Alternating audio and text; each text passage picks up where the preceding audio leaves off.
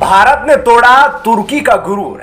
अब स्वदेशी ड्रोन तापस करेगा तुर्की के TB2 ड्रोन का खात्मा। पाकिस्तान के साथ ज्यादा यारी तुर्की को पड़ी महंगी। यूक्रेन पर रूस के नए ऐलान से मची खलबली। युद्ध को लेकर पुतिन का जवाब सुन दुनिया के रोंगटे खड़े। दोस्तों, भारत के आंतरिक मुद्दों को लेकर हमेशा अपनी बकबक करने वाला तुर्की और पाकिस्तान का साथ देने वाला तुर्की अब परेशान हैरान है। पाकिस्तान के साथ तुर्की की ये यारी हर मंच पर दिखाई दे रही है और तुर्की का पाकिस्तान के साथ अपनापन का ताजा मामला हम तब देख पाए जब उसने भारत को अपने घातक बायरेक्टर TB2 ड्रोन देने से मना कर दिया और यह कह दिया कि हम पाकिस्तान को यह हथियार जरूर देंगे, लेकिन भारत के साथ इस डील को नहीं कर सकते।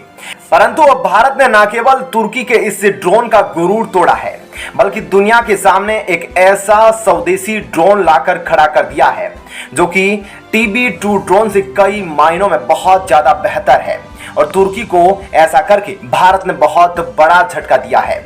ऐसे में दोस्तों, हम जानने वाले हैं कि आखिर भारत का स्वदेशी तापस ड्रोन तुर्की के TB ड्रोन से कई कदम आगे कैसे हैं। हम आपको इस ड्रोन के बारे में सब कुछ जानकारी दिखाएंगे। साथ ही दोस्तों, कैसे अब यह दुश्मनों की नींद उड़ाने वाला है, क्या इसकी खासियत है। इसके साथ ही TB2 ड्रोन और हमारे स्वदेशी ड्रोन के बीच में क्या कंपैरिजन है, आपको पूरी जानकारी देंगे ताकि आपको यकीन हो जाएगा कि कौन बेहतर है। साथ ही दोस्तों, 7 महीनों से जारी रूस यूक्रेन युद्ध के बीच एक बार फिर से पुतिन की ओर से एक ऐसा ऐलान किया गया है जिसने पूरी दुनिया में खलबली मचा दी है। पुतिन की ओर से इस ऐलान में साफ तौर पर यह कहा गया है कि किस बुनियाद पर यह युद्ध समाप्त होगा और कौन से टारगेट को रूस चाहता है।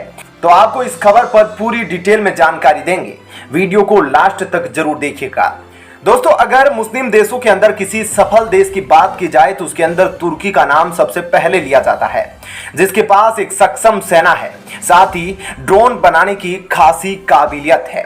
तुर्की अपनी इस ड्रोन बनाने की काबिलियत को भारत से बढ़कर बताने की जुर्रत कर बैठा था, जिसकी वजह से भारत ने भी अब तुर्की को सबक सिखाने की पूरी तैयारी कर ली है, क्योंकि भारत किसी भी चीज का जवाब खामोशी से देता है और इसका प्रभाव अमेरिका, ब्रिटेन जैसे देश देख चुके हैं जब भारत ने अपनी तकनीक से इनको लोहा मनवाया है।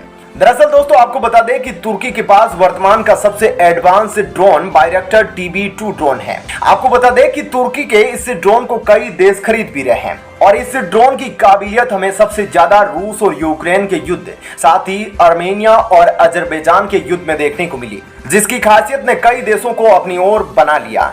किलर ड्रोन कहे जाने वाले इस UAV मशीन को तुर्की की डिफेंस कंपनी बायरेक्टर ने बनाया है। UAE समेत कई देशों से ड्रोन बेचने को लेकर कंपनी अब डील कर रही है। लेकिन दोस्तों, यहां पर टर्निंग पॉइंट यह है कि यह जो तुर्की का बायरेक्टर TB2 ड्रोन है, यह भारत को नहीं बेचा जाएगा। भारत के बदले तुर्की की यह कंपनी पाकिस्तान को ड्रोन देने वाली है। तुर्की का कहना है कि पाकिस्तान उसका मित्र देश है। दरअसल तुर्की समेत पूरा विश्व भारत और पाकिस्तान की लड़ाई को लेकर वाकिफ है। दोनों देशों के बीच कई युद्ध भी हो चुके हैं। ऐसे में तुर्की का साउथ एशिया में यह ड्रोन सिर्फ पाकिस्तान को बेचना एक पक्ष की सोच को दर्शा रहा है। उधर तुर्की दूसरी ओर गिरगिट की तरह रंग बदलता है और वैश्विक स्तर पर समय समय पर भारत से संबंध मजबूत करने की बात भी करता है। इसके बावजूद युद्ध की स्थिति से गुजर चुके दो देशों में सिर्फ एक देश को एडवांस फीचरों से लैस सुरक्षा उपकरण बेच रहा है। हालांकि भारत अपना ड्रोन बनाने में खुद सक्षम है और उस पर काम भी चल रहा है, जिसकी वजह से तुर्की को अब मुंहतोड़ जवाब मिलने वाला है। इसके अलावा भी तुर्की के सामने भारत के पास कई और खरीदारों के विकल्प है, जो कि भारत के इस उपकरण को खरीदने के लिए पलके बिछाए बैठे हैं। दोस्तों, तुर्की ड्रोन बेचने के लिए हाँ करे या ना करे, इससे भारत को कोई खास फर्क नहीं पड़ता। सुरक्षा उपकरणों में भारत पहले से ही बहुत ही ज्यादा मजबूत स्थिति में है और कई देशों के साथ मिलकर खुद को और ज्यादा मजबूत कर रहा है। वहीं सबसे खास बात यह है कि भारत अपना स्वदेशी ड्रोन तैयार कर रहा है, जो कि तुर्की के बायरेक्टर TB2 ड्रोन का बहुत बड़ा कंपटीटर साबित होने वाला है।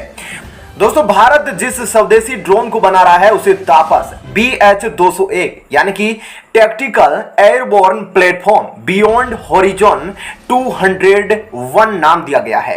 इस एडवांस तापस ड्रोन का इस्तेमाल सभी तरह के आर्म्ड मिशन और निगरानी के लिए किया जा सकेगा।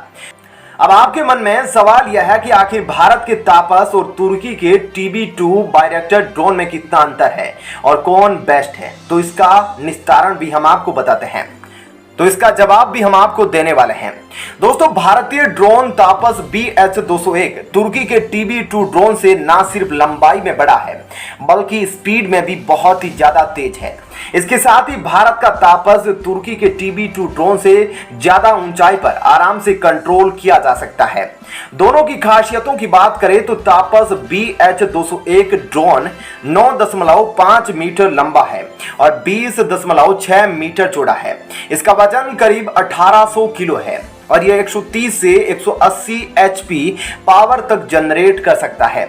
वहीं तापस की टॉप स्पीड की बात करें तो तापस 224 किलोमीटर प्रति घंटे की रफ्तार से उड़ सकता है। इसके साथ ही तापस 35,000 फीट की ऊंचाई पर 24 घंटे तक टिक सकता है। वहीं करीब 1000 किलोमीटर की इसकी रेंज है। दूसरी ओर तुर्की के किलर बायरैक्टर TB2 ड्रोन को कंट्रोल करने की रेंज 4000 किलोमीटर है। इसका 105 HP का वजन है। टेक ऑफ के 27 घंटे बाद तक यह हवा में टिका रह सकता है। स्पीड की बात करें तो यह केवल 130 किलोमीटर प्रति घंटे से लेकर 222 किलोमीटर प्रति घंटे की रफ्तार तक ही उड़ सकता है। वहीं समुद्री स्तर से यह ड्रोन 18,000 से 25,000 फीट की ऊंचाई तक उड़ सकता है। चलिए, यह तो थी पहली खबर। आपका इस पर क्या कहना है कमेंट करके जरूर बताइएगा। अब जानते हैं दूसरी खबर। दोस्तों, व्लादिमीर पुतिन के नेतृत्व वाले रूस ने आखिर यूक्रेन से युद्ध क्यों शुरू किया? वह आखिर किस शर्त पर यह युद्ध बंद करने को तैयार है? ये दो सवाल पिछले 7 महीनों से पूरी दुनिया को परेशान कर रहे हैं। अब रूस के राष्ट्रपति व्लादिमीर पुतिन ने पहली बार खुद ही इन सवालों का जवाब दे दिया है, जिसके बाद खलबली मच गई है। संघाई सहयोग संगठन की बैठक में भाग लेने के लिए उज्बेकिस्तान की राजधानी समरकंद पहुंचे पुतिन ने अपना टारगेट और वह शर्त बताई जिसके पूरा होने के बाद वे इस युद्ध को खत्म करने के लिए तैयार हो सकते हैं। SCO की शिखर बैठक के बाद मीडिया से बात करते हुए पुतिन ने कहा कि यूक्रेन के पूरे पूर्वी डोनबास क्षेत्र की मुक्ति रूस का मेन टारगेट है।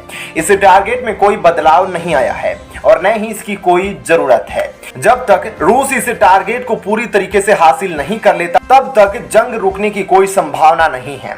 उन्होंने यूक्रेन को चेतावनी देते हुए कहा कि इस स्पेशल मिलिट्री ऑपरेशन में फिलहाल रूस के वॉलेंटियर सैनिक जंग कर रहे हैं और रेगुलर सैनिक फिलहाल इसमें शामिल नहीं हैं।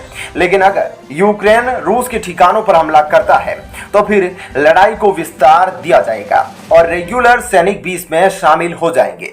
यूक्रेन को इसका अंजाम पता होना चाहिए। उन्होंने जंग खत्म करने की किसी भी समयावधि को बताने से इनकार कर दिया है। पुतिन ने कहा कि अभी ऑपरेशन चल रहा है, जब इसके सभी टारगेट अचीव हो जाएंगे इसे खत्म कर दिया जाएगा। ऐसे में आपका इस खबर पर क्या कहना है जरूर बताइएगा। जय हिंद, धन्यवाद।